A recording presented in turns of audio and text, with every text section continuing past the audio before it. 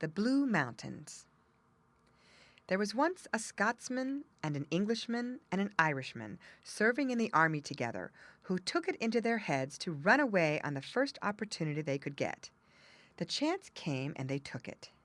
They went on traveling for 2 days through a great forest without food or drink and without coming across a single house, and every night they had to climb up into the trees through fear of the wild beasts that were in the wood. On the second morning, the Scotsman saw from the top of his tree a great castle far away. He said to himself that he would certainly die if he stayed in the forest without anything to eat but the roots of grass, which would not keep him alive very long. As soon, then, as he got down out of the tree, he set off towards the castle, without so much as telling his companions that he had seen it at all. Perhaps the hunger and want they had suffered had changed their natures so much that the one did not care what became of the other if he could save himself. He traveled on most of the day, so that it was quite late when he reached the castle, and to his great disappointment found nothing but closed doors and no smoke rising from the chimneys.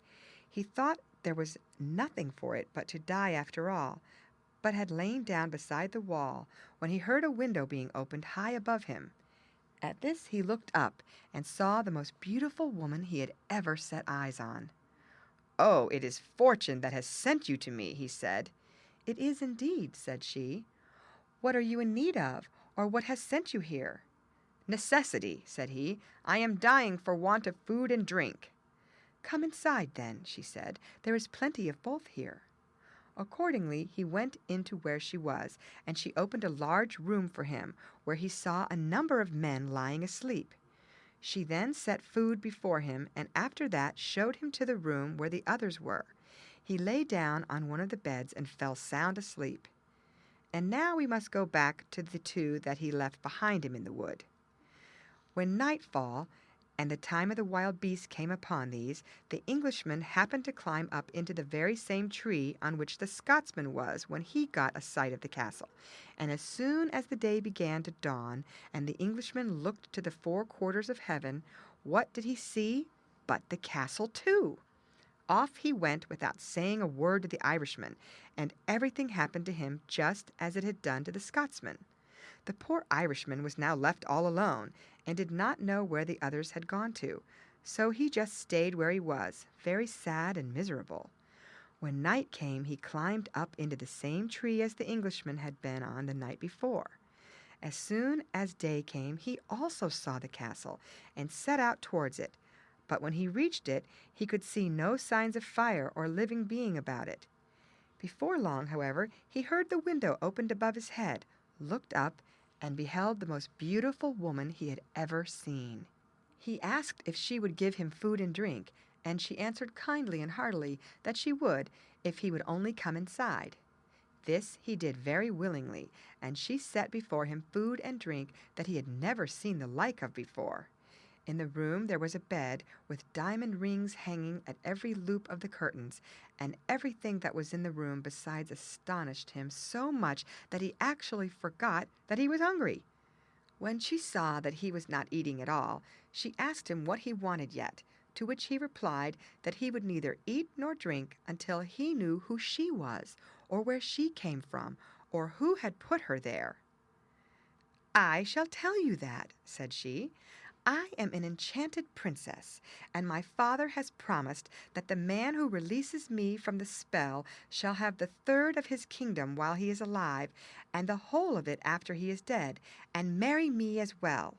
If ever I saw a man who looked likely to do this, you are the one. I have been here for 16 years now, and no one who ever came to the castle has asked me who I was except yourself. Every other man that has come so long as I have been here lies asleep in the big room down there." "Tell me, then," said the Irishman, "what is the spell that has been laid on you, and how you can be freed from it." "There is a little room there," said the princess, "and if I could get a man to stay in it from 10 o'clock till midnight for 3 nights on end, I should be freed from the spell." "I am the man for you, then," said he. "I will take on hand to do it." Thereupon she brought him a pipe and tobacco, and he went into the room. But before long he heard a hammering and knocking on the outside of the door, and was told to open it. "I won't," he said. The next moment the door came flying in, and those outside along with it.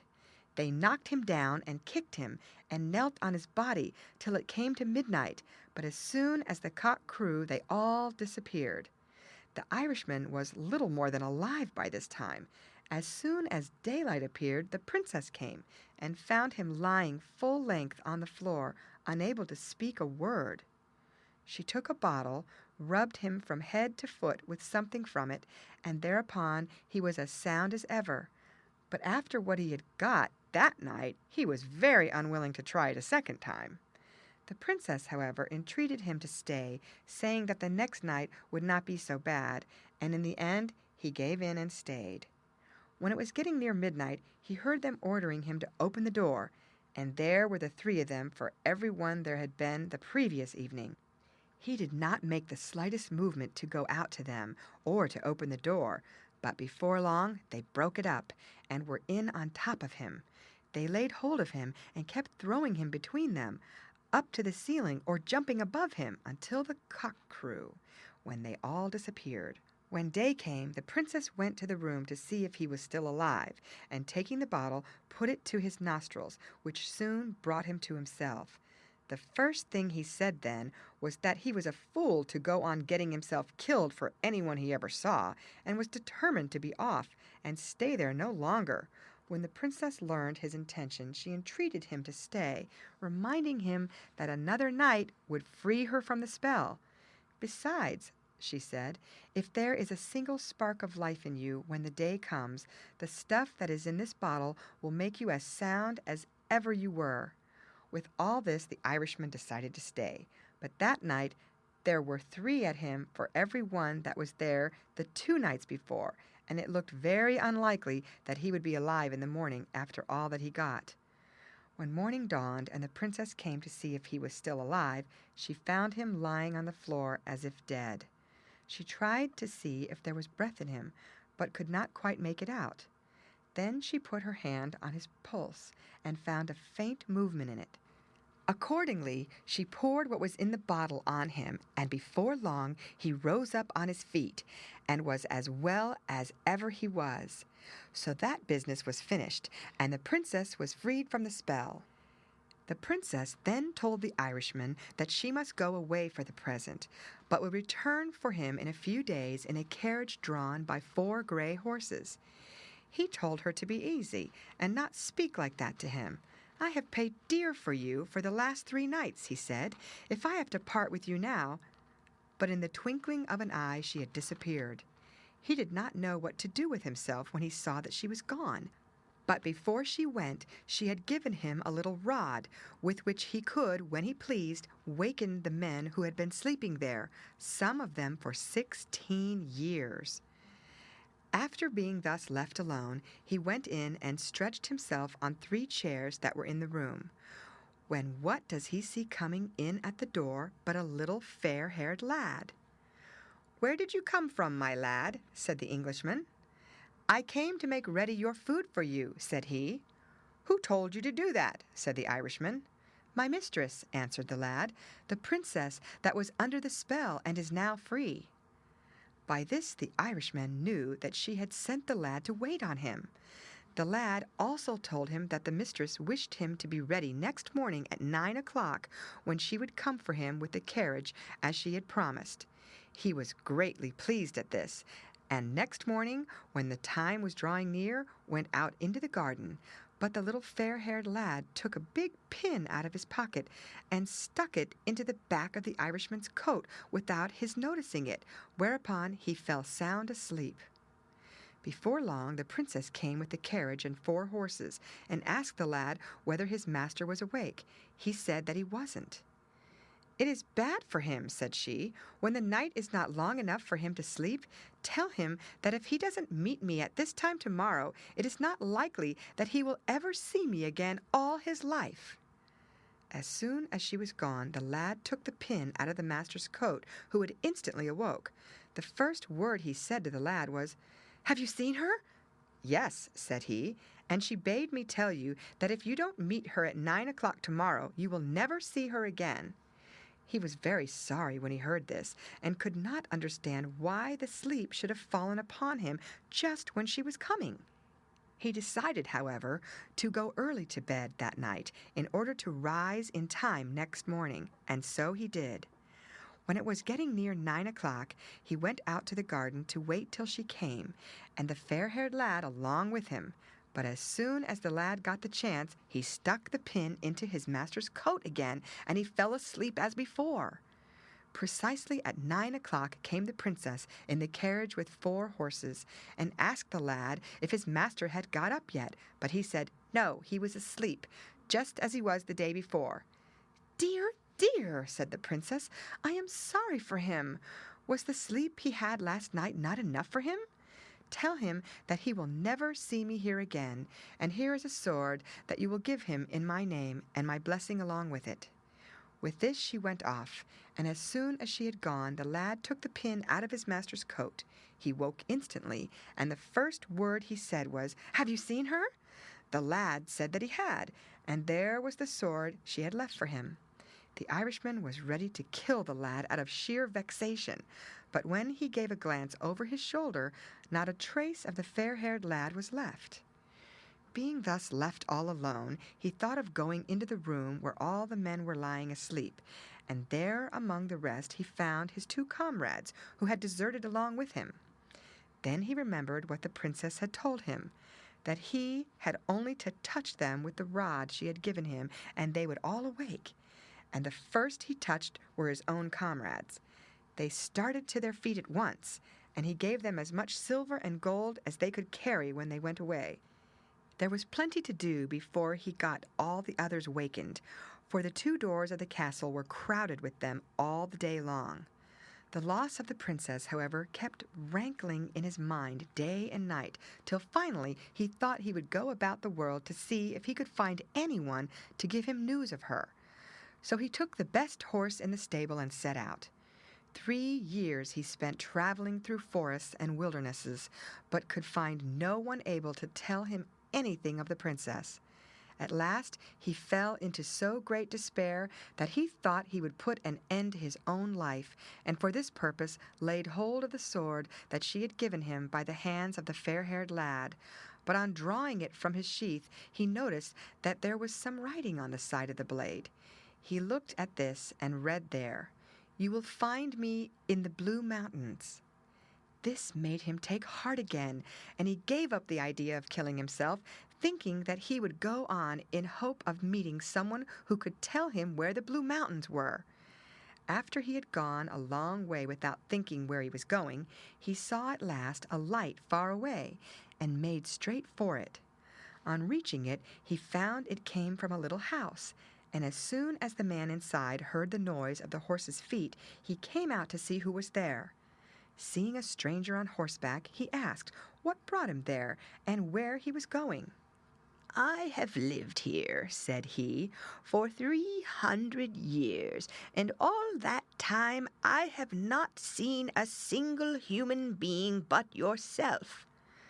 "I have been going about for the last 3 years," said the Irishman, "to see if I could find anyone who can tell me where the Blue Mountains are." "Come in," said the old man, "and stay with me all night.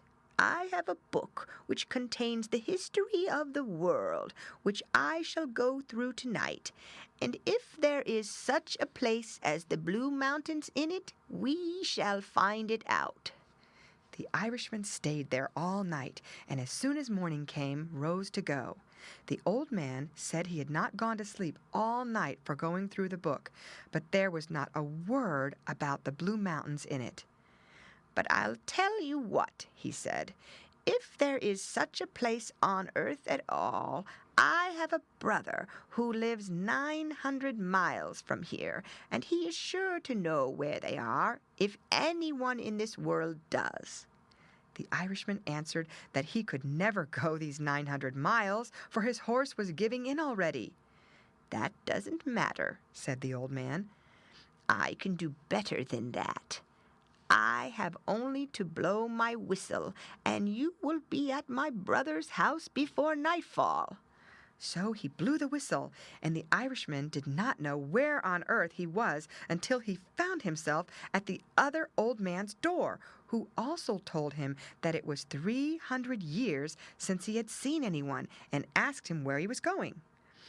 "I am going to see if I can find anyone that can tell me where the Blue Mountains are," he said. "If you will stay with me tonight," said the old man, "I have a book of the history of the world, and I shall know where they are before daylight, if there is such a place in it at all." He stayed there all night, but there was not a word in the book about the Blue Mountains. Seeing that he was rather cast down, the old man told him that he had a brother 900 miles away, and that if information could be got about them from anyone, it would be from him. "And I will enable you," he said, "to reach the place where he lives before night." So he blew his whistle, and the Irishman landed at the brother's house before nightfall. When the old man saw him, he said he had not seen a single man for 300 years, and was very much surprised to see anyone come to him now. "Where are you going to?" he said. "I am going about asking for the Blue Mountains," said the Irishman. "The Blue Mountains?" said the old man. "Yes," said the Irishman. "I never heard the name before, but if they do exist, I shall find them out. I am master of all the birds in the world, and have only to blow my whistle, and everyone will come to me. I shall then ask each of them to tell where it came from, and if there is any way of finding out the Blue Mountains, that is it." So he blew his whistle, and when he blew it, then all the birds of the world began to gather. The old man questioned each of them as to where they had come from, but there was not one of them that had come from the Blue Mountains. After he had run over them all, however, he missed a big eagle that was wanting, and wondered that it had not come. Soon afterwards he saw something big coming towards him, darkening the sky. It kept coming nearer and growing bigger, and what was this after all but the eagle? When she arrived, the old man scolded her and asked her what had kept her so long behind. "I couldn't help it," she said. "I had more than 20 times further to come than any bird that has come here today." "Where have you come from, then?" said the old man. "From the Blue Mountains," said she. "Indeed," said the old man. "And what are they doing there?" "They are making ready this very day," said the eagle, "for the marriage of the daughter of the king of the Blue Mountains. For 3 years now she has refused to marry anyone whatsoever until she should give up all hope of the coming of the man who's released her from the spell. Now she can wait no longer, for 3 years is the time that she agreed with her father to remain without marrying." The Irishman knew that it was for himself she had been waiting so long, but he was unable to make any better of it, for he had no hope of reaching the Blue Mountains all his life. The old man noticed how sad he grew, and asked the eagle what she would take for carrying this man on her back to the Blue Mountains. "I must have 80 cattle killed," said she, "and cut up into quarters, and every time I look over my shoulder he must throw one of them into my mouth."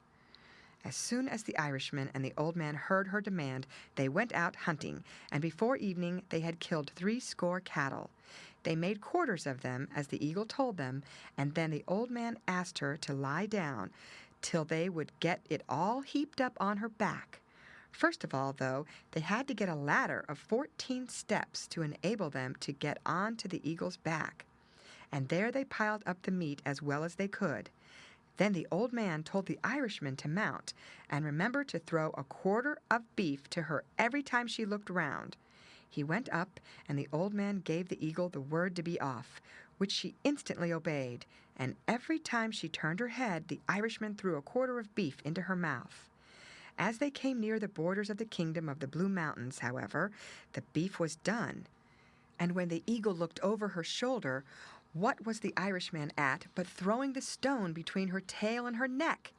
At this she turned a complete somersault and threw the Irishman off into the sea, where he fell into the bay that was right in front of the king's palace. Fortunately, the points of his toes just touched the bottom, and he managed to get ashore. When he went up into the town, all the streets were gleaming with light, and the wedding of the princess was just about to begin. He went into the first house he came to, and this happened to be the house of the king's hen-wife. He asked the old woman what was causing all the noise and light in the town. "The princess," said she, "is going to be married tonight against her will, for she has been expecting every day that the man who freed her from the spell would come." "There is a guinea for you," said he. "Go and bring her here." The old woman went, and soon returned along with the princess. She and the Irishman recognized each other and were married, and had a great wedding that lasted for a year and a day. The end.